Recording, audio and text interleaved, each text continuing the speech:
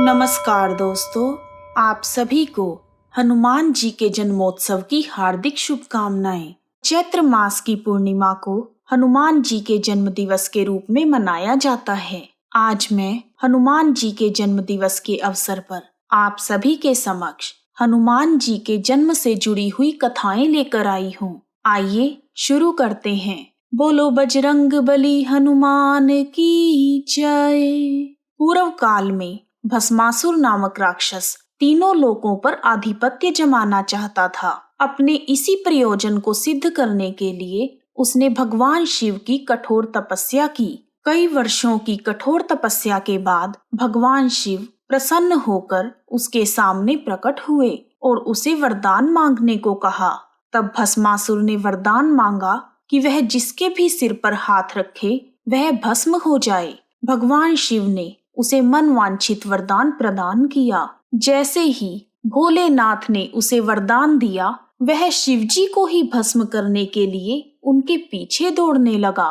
तब शिव शंकर भगवान विष्णु जी की शरण में गए। विष्णु जी ने भस्मासुर का अंत करने के लिए मोहिनी रूप धारण किया।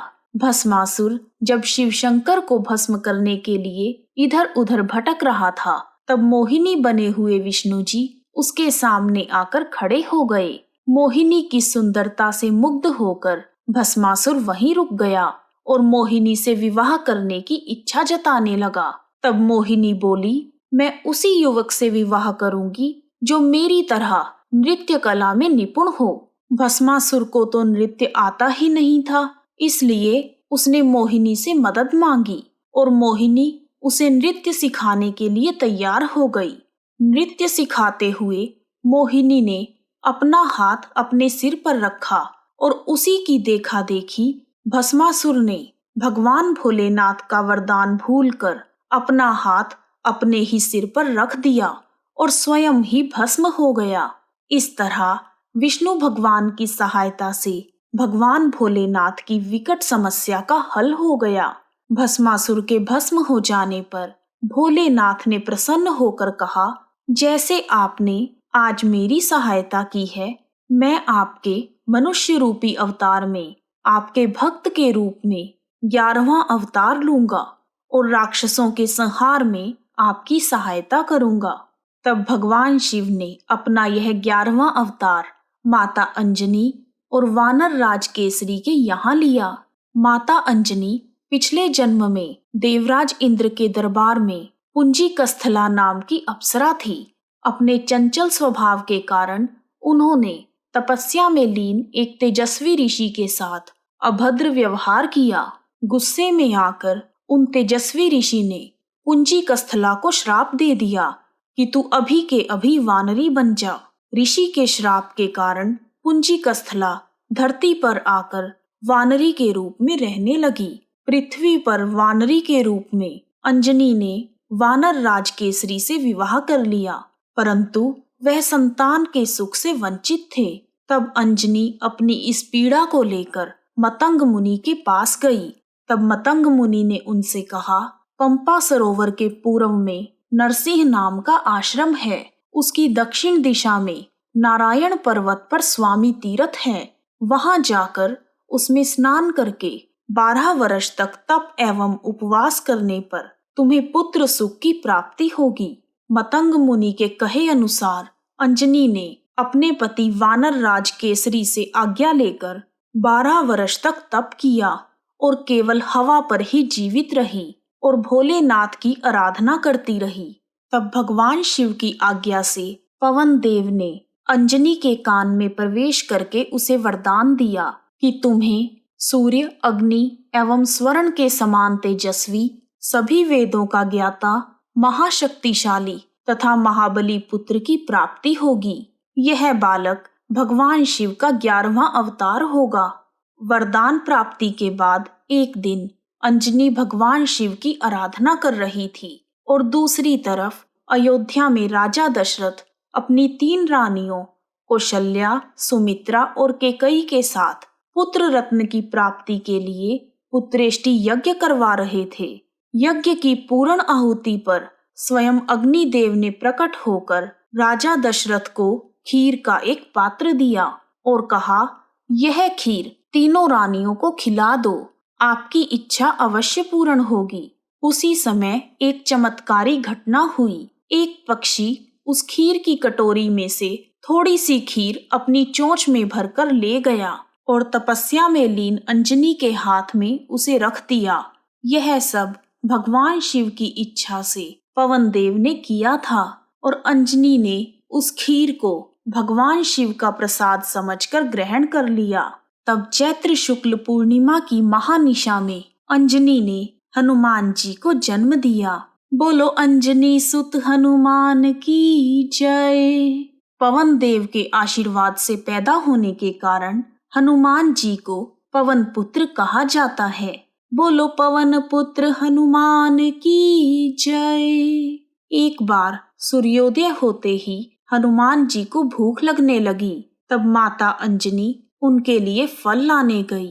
तब लाल रंग के सूर्य को फल समझकर हनुमान जी उसे लेने के लिए आकाश में उछल गए। बस एक ही छलांग में हनुमान जी सूर्य भगवान के पास पहुंच गए और उन्हें पकड़कर अपने मुंह में रख लिया। वह सूर्य ग्रहण का दिन था। राहु सूर्य को ग्रसित करने के लिए उनके पास पहुंच ही रहा था कि हनुमान जी ने सोचा यह कोई काला फल है, इसलिए वह राहु की ओर झपटने लगे। तब राहु किसी तरह भागते भगाते देवराज इंद्र के पास पहुंच गया और उसने कांपते हुए स्वर में इंद्रदेव से कहा, देवराज, आपने मुझे अपनी क्षुधा शांत करने के लिए सूर्य और चंद्र दिए थे।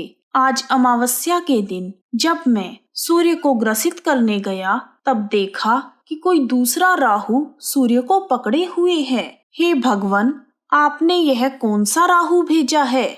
यदि मैं भागा ना होता तो वह मुझे भी खा लेता। राहु की बातें सुनकर इंद्रदेव को बड़ी हैरानी हुई। वह अपने ऐरावत हाथी पर सवार होकर हाथ में वज्र लेकर बाहर निकले। उन्होंने देखा कि एक वानर बालक सूर्य को मुंह में दबाकर आकाश में खेल रहा है। यह देखकर देवराज इंद्र बहुत क्रोधित हो गए। सूर्य को छुड़ाने के लिए उन्होंने हनुमान जी की ठोड़ी पर वज्र से प्रहार किया। वज्र के प्रहार से हनुमान जी बेहोश होकर पृथ्वी पर गिर गए और हनुमान जी के गिरते ही उनके पिता पवन देव वहां पर पहुंच गए। अपने बेहोश पुत्र को उठाकर उन्होंने उसे छाती से लगा लिया। तब माता अंजनी भी वहां दौड़ती हुई पहुंच गई। हनुमान को बेहोश देखकर वह रोने लगी। वायुदेव ने क्रोधित होकर बहना ही बंद कर दिया। हवा के रुक जाने के कारण तीनों लोकों में हाहाकार मच गया। पशु पक्षी बेहोश होकर गिरने लगे। पेड़ पौधे और फसलें कुम्हलाने लगी। तब ब्रह्मा जी, इंद्र आदि सभी देवताओं को लेकर पवन देव के पास गए। उन्होंने अपने हाथों से छूकर हनुमान जी को जीवित कर दिया और पवन देव से कहा, आप तुरंत ही बहना शुरू करें। वायु के बिना सभी के प्राण संकट में पड़ गए हैं। यदि आपने बहने में देर की तो तीनों लोकों के प्राणी मौत के मुंह में चले जाएंगे। आपके पुत्र को आज सभी देवताओं से वरदान मिलेगा। ब्रह्मा जी की बात सुनकर सभी देवताओं ने कहा, आज से इस बालक पर किसी प्रकार के अस्त्र शस्त्र का कोई प्रभाव नहीं होगा। तब इंद्रदेव बोले, मेरे वज्र का प्रभाव भी इस पर नहीं पड़ेगा। मेरे वज्र के प्रहार के कारण इसकी ठोड़ी टूट गई थी, इसलिए इसका नाम आज से हनुमान होगा। हनुमान शब्द का अर्थ है ऐसा व्यक्ति जिसका मुख या जबड़ा बिगड़ा हुआ हो। बोलो बजरंग बली हनुमान की जय। तब ब्रह्मा जी ने कहा, हे पवन देव, तुम्हारा यह पुत्र बल, बुद्धि और विद्या में सबसे आगे होगा। तीनों लोकों में इसकी बराबरी करने वाला कोई दूसरा नहीं मिलेगा। इसका ध्यान करते ही सबके सभी प्रकार के दुख दूर हो जाएंगे। यह ब्रह्मास्त्र के प्रभाव से सदा मुक्त होगा। वरदान से प्रसन्न होकर और ब्रह्मा जी एवं देवताओं की प्रार्थना सुनकर पवन देव ने पहले की तरह बहना शुरू कर दिया और तीनों लोकों के प्राणी प्रसन्न हो गए। बोलो पवन पुत्र हनुमान की जय। यदि आपको हनुमान जन्म कथा पसंद आई है तो कमेंट बॉक्स में जय हनुमान लिखना ना भूलें। आप सभी का हार्दिक धन्यवाद। जय हनुमान।